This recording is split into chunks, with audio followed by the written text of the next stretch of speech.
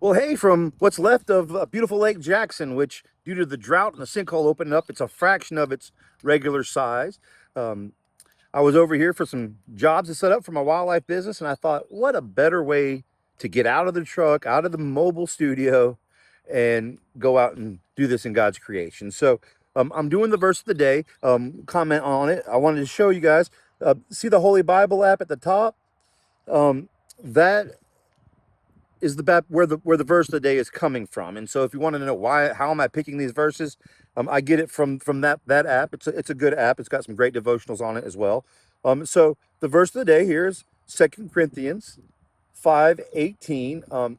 I have it here in the ESV on the app, and it says, "All this is from God, who through Christ reconciled us to Himself and gave us the ministry of reconciliation."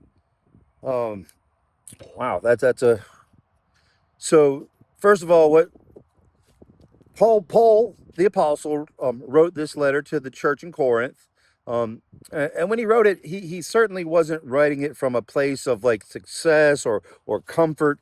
Man, there's a lot of tension. The church in Corinth, it was messy.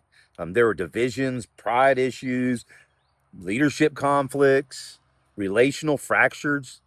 People were picking sides. For some of us, this might sound pretty familiar. Paul himself, and his relationship with the church had been strained. He had tried to correct them, they had pushed back, and there was this ongoing tension between the two. And so when Paul starts talking about reconciliation, this isn't just theory, this is personal, this is real application stuff. In that culture, man, reconciliation, that word was a loaded word. It meant restoring a broken relationship, and not casually. I mean, sometimes this might involve repayment of monies, definitely humility, and really comes at a cost. And then Paul says something which is great news for us, that all things are of God, who has reconciled himself to us. See, God didn't wait for us to fix it. He moved first. And so to be reconciled with God is really easy. You just have to accept it and believe who Jesus is, who he says he is. And that's what he literally came to do. Through Jesus, God, he absorbed the cost of our rebellious nature, of our sin. He didn't just overlook sin. That's not what's going on. He dealt with it. That's what happened at the cross. That's what was achieved there. And so the original people, their audience, basically, it would have landed like this. One, you didn't earn your way back to God. You didn't do this. You didn't negotiate peace with him. He came after you and made this peace possible. He made this reuniting possible. But then, old Paul, he gives us something much more intense. He says that God has given us this ministry of reconciliation. Man, that's tough, right?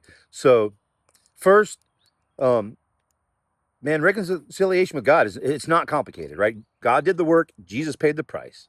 The relationship is restored by God's grace through faith in him. You didn't earn it. You can't do it yourself. You didn't have to clean yourself up first to deserve it. You receive it. I mean, that's what makes the gospel the good news of Jesus. This is a free gift he gives you. You did nothing to get it, and yet it's there. But we have to be careful. We can't stop there, because Paul says once you've been reconciled, then you've been given a ministry. That means if you're a believer in Christ, you've been reconciled with God. You, not just me, not just the pastor at your church, not just the deacons, you have a ministry. This is where it gets real. See, there's a couple parts to that. The ministry of reconciliation is, it's sharing the gospel, man. It's helping people being reconciled to God. It's easy. It's fun, but because God does the work.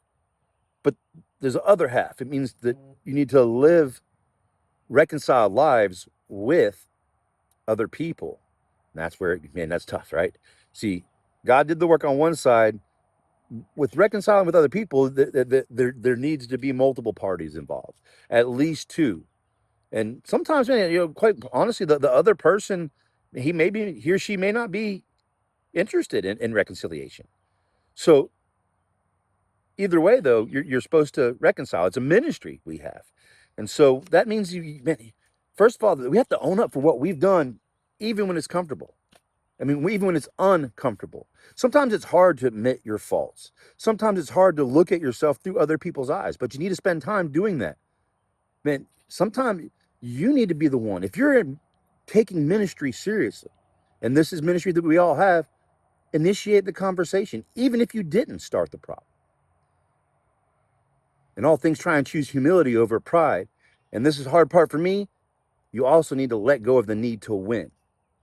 When there's a right and wrong, oftentimes you feel a champion for justice and you don't want to let go of, I'm not going to let this go because I'm letting the bad win. But sometimes reconciliation really looks like eating crow. I mean, it means saying I was wrong. I shouldn't have said that. I handled that poorly. Sometimes you have to let go of the fact that they'll never admit that they did wrong at all. That's hard.